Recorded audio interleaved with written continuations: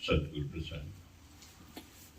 आज के सत्संग का एक एक क्षण शिवाजी भाई, इनकी आज वेडिंग एनिवर्सरी है, को समर्पित, उनके परिवार को समर्पित है।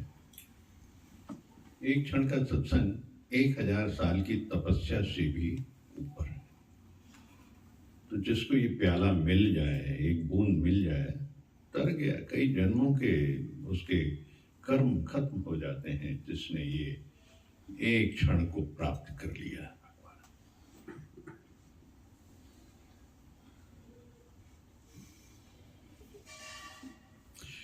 छिपा हुआ अहंकार जन्मों की सुख बुद्धि, मैं अच्छा करूंगा ना तो मुझे बहुत अच्छा मिलेगा ना। उनको एक अंदर में होता है जन्मों से कि मैं प्यार करूंगा, मैं दान करूंगा, मैं अपनी सब कुछ उठा के दे दूंगा, लाख रुपया पड़ा होगा, लाख रुपया उठा के दे दूंगा, तुम्हारी बेटी की शादी होगी, पर अंदर का अभिमान नहीं जाता है। या अंदर सुख बुद्धि है, खाली ब्रह्म में टिकने से सुख बुद्धि जाती है। भला भला भला कहावे, भला है भलाई उसके निकट न आवे। सारी दुनिया उसको भला कहती है, पर भलाई उसके निकट नहीं आती है। निराकार जाता है, जानता है कि ये अभिमानी है, ये नाम निकालने की वजह से ये कर रहा है। जहां करता भाव आएगा, जहां कोई कारण छुपा होगा, मैं इसलिए कर रहा हूं, तो वो कभी भी नहीं आएगा। जिस दिन निष्काम होके जीव कर्म करता है, निष्काम भाव से सेवा, निष्काम भाव से भक्ति, निष्काम भाव से प्रेम, तो वो ब्रह्म को प्राप्त होता है। उसके गुण ब्रह्म के जागृत हो जाते हैं। ये उसको भी पता नहीं चलता, ये तो सामने वाला देखता है तो कहता है ये तो ब्रह्म ज्ञानी है, वरना तो अभिमानी है। सामने वाला कहता है ये ब्रह्म ज्ञानी है, क्योंकि इसका आभास सामने वाले को होता है, स्वयं को नहीं होता। भगवान विष्णु जब राम के अवतार में आए, उन्हें नहीं मालूम था कि वो भगवान विष्णु हैं, वो नहीं जानते थे और कभी प्रकट ही नहीं करते थे उस बात को। ये तो सब दुनिया उनकी जो कार्य प्रणाली थी, मर्यादाएं थी, उसको देखते हुए, उसको जानते हुए, सब उसका रूप उसमें देखते थे कि ये तो भगवान विष्णु का स्वरूप आए हुए हैं। कभी अपने आप को ब्रह्म नहीं मांगते थे कि मैं विष्णु हूं, कभी उन्होंने कहा नहीं है, क्योंकि उन्होंने मनुष्य योनि में थे और वो अपना जीवन जिस कार्य के लिए वो धरती पे आए थे, कभी उसका क्रेडिट नहीं लिया उन्होंने, क्योंकि वो सिर्फ कार्य करने आए थे। कार्य करके उनका जब कार्यकाल पूरा हो गया तो सरयू नदी में वो समा गए, क्योंकि उस समय काल का परिवर्तन था, क्योंकि उस समय द्वापर युग को आना था और फिर वो कृष्ण के रूप में आना था। देखिए, सारी लीलाएं चलती रहती हैं। तो जीव के लिए बहुत बड़ा लेसन है कि अहंकार नहीं और थोथी झूठी बातें रख कर लुभावन ना करे।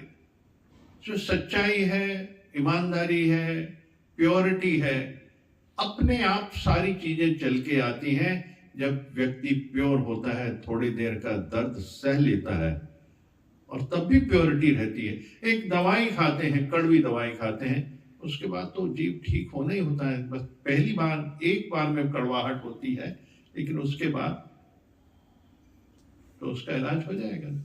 इसलिए कभी भी जीवन में ये देखिए ना, भला भला भला भलाई, मैं ये रखा हूं, पर अंदर से अभिमान पड़ा हुआ है कि मैं कर रहा हूं।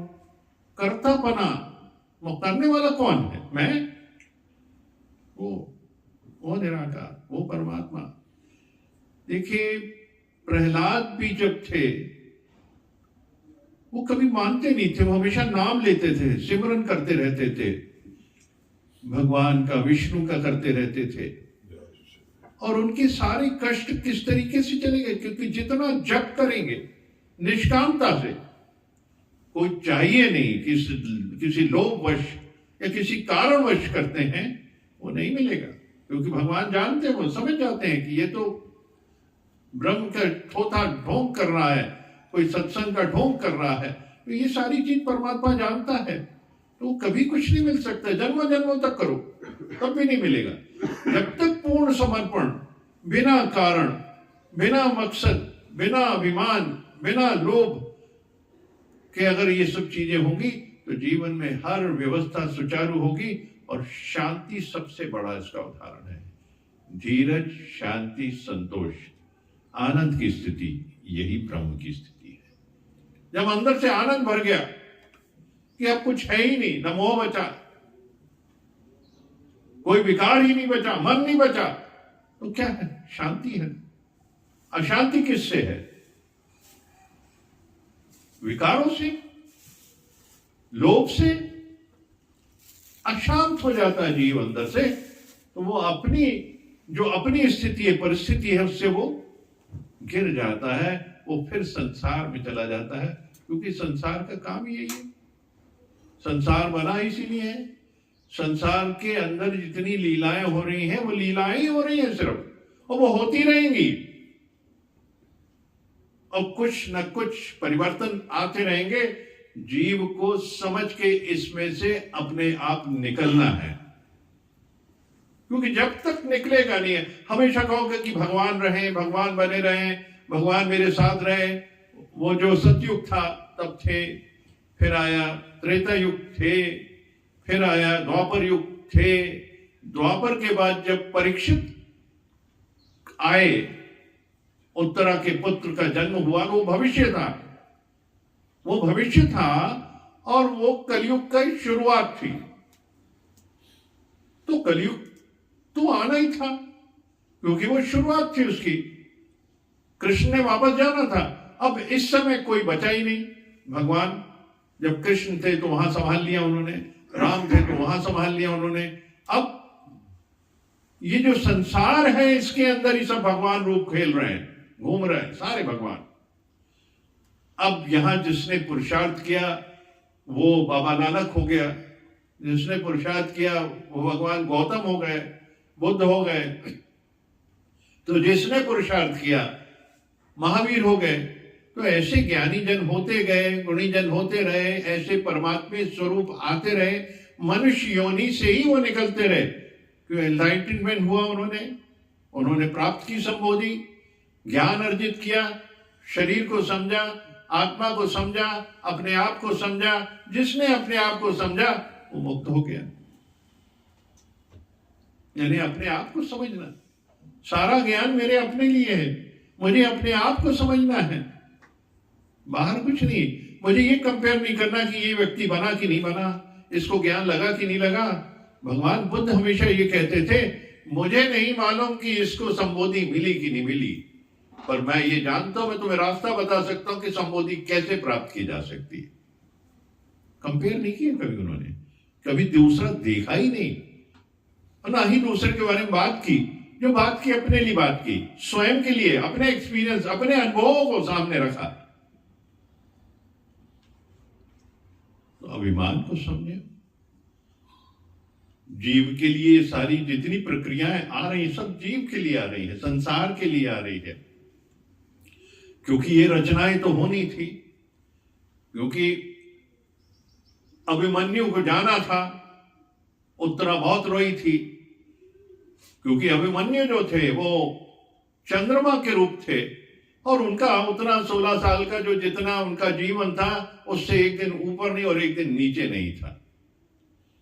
क्योंकि कई उत्तरा के प्रश्न थे कृष्ण को कि तुम तो भगवान थे, तुमने इसको बचा लिया, तुमने उसको बचा लिया, उसको बचा लिया, अब तुम बोले वो थे ही वो रूप, आए इतने साल के लिए, तो उसमें ना 1 मिनट कम ना 1 मिनट जाना, उसको जाना ही था। क्योंकि वो उत्तम पुरुष थे, महान पुरुष थे, दिव्य आत्मा थी, उसे तो वापस जाना था, उसका तरीका तय था। क्योंकि देखिए, जीवन हम जब धरती पे आते हैं सब चीज तय होती, जन्म होने से पहले हमारा भाग्य बना होता है, हमारा जीवन होता है, कौन कितना रहेगा ये सब तय रहता है, हम उसे नहीं बदल सकते हैं, क्योंकि ये सब तयशुदा। कैसे जाएगा ये भी तय होता है, ये सारी चीज तय होती है जो हम नहीं जानते।